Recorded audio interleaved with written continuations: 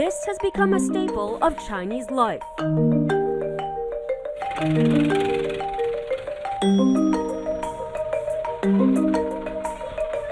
Packages traveling long and short distances to express mail centers across the country.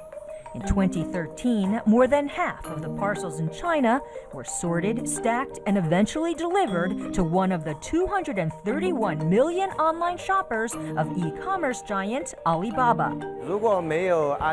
Without Alibaba, delivery businesses would be set back 10 years. Alibaba changed the way Chinese people shop. Getting some clarity on Alibaba's highly anticipated IPO. They're doing a global roadshow, at least 3 continents, guys. So this is going to be a massive undertaking for the company. What does it all mean for Amazon's bottom line and for Alibaba's upcoming initial public offering, the tech industry's largest IPO since Twitter? Everyone is talking about Alibaba, and for good reason. It's the largest online retailing company in the world. In 2013, $248 billion worth of merchandise was bought on the e-commerce firm's shopping sites, more than double Amazon's estimated $110 billion and 3 times as much as eBay.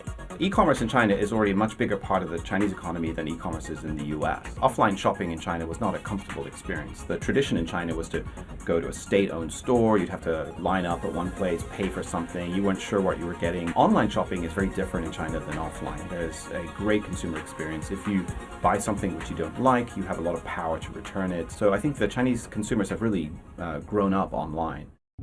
The internet buzz seems far away from the serenity of West Lake in the southeastern city of Hangzhou.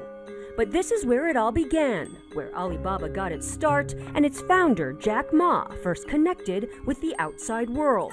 I think what would be my big crazy is that when I do the work, when I do something I love, like when I learn English, like on this lake, I grab every Westerner come to Hangzhou. I grab them, talk to them, practice my English. Born in 1964, Ma grew up at a time when China was closed off. The country was going through the Cultural Revolution when Chairman Mao Zedong and his loyal Red Guards tried to purge those who they saw as the remaining enemies of communism. In the political upheaval, Ma says he missed out on a traditional education. He says he learned about the West from his encounters at the lake.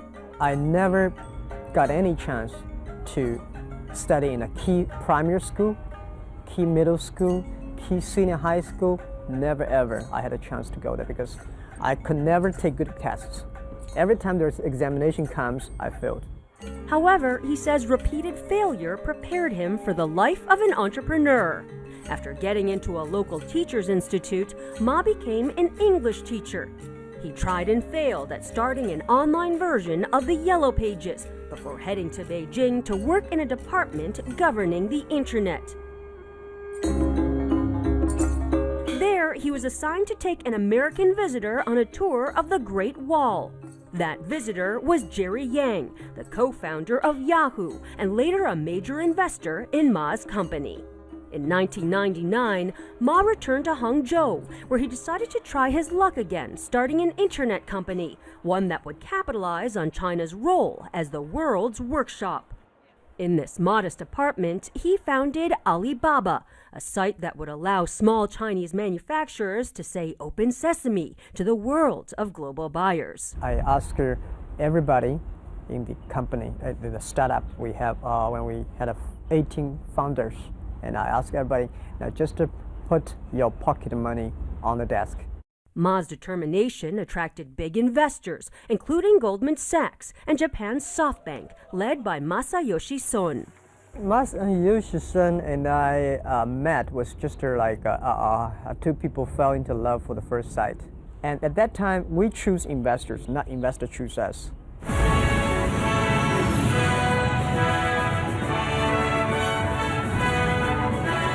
And then Alibaba started its rise onto the world stage.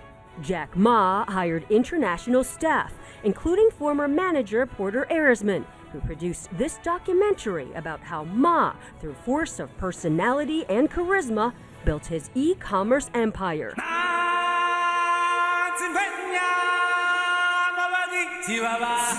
energizing thousands in employee rallies like this one. He's extremely innovative.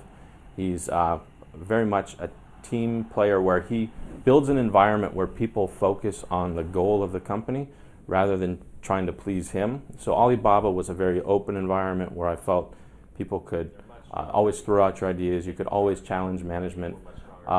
So he created that environment. He was always willing to break a model that was working in order to make way for sort of the next wave of the internet. To Arisman and Ma, that meant consumers selling online to other consumers, a market carved out by internet pioneer eBay, which in 2002 entered China. Ma decided to go head-to-head with the American company to defend his turf.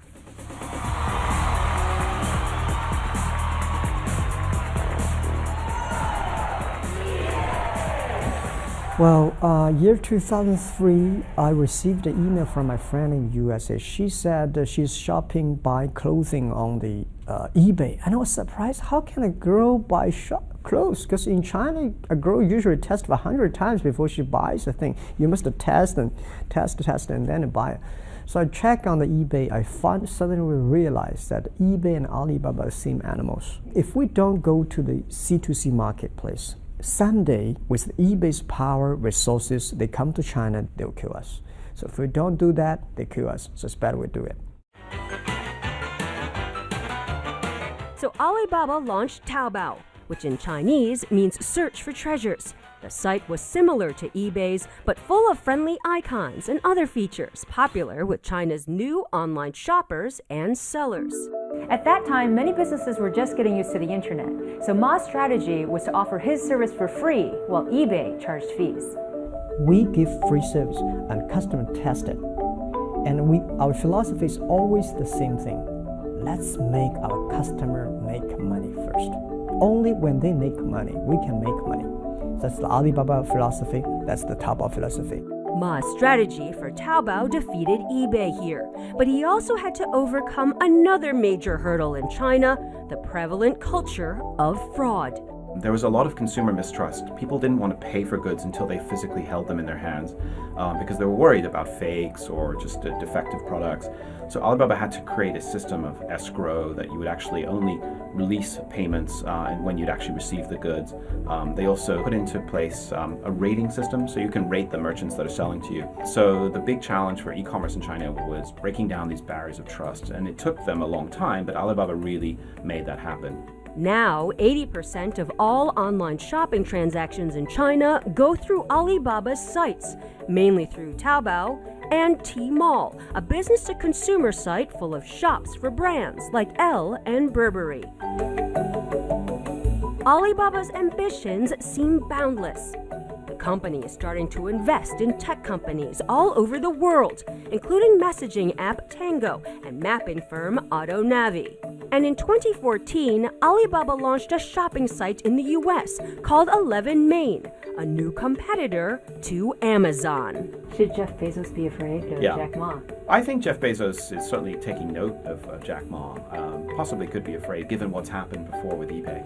I think there is a sense that, watch out, the Alibaba juggernaut is coming.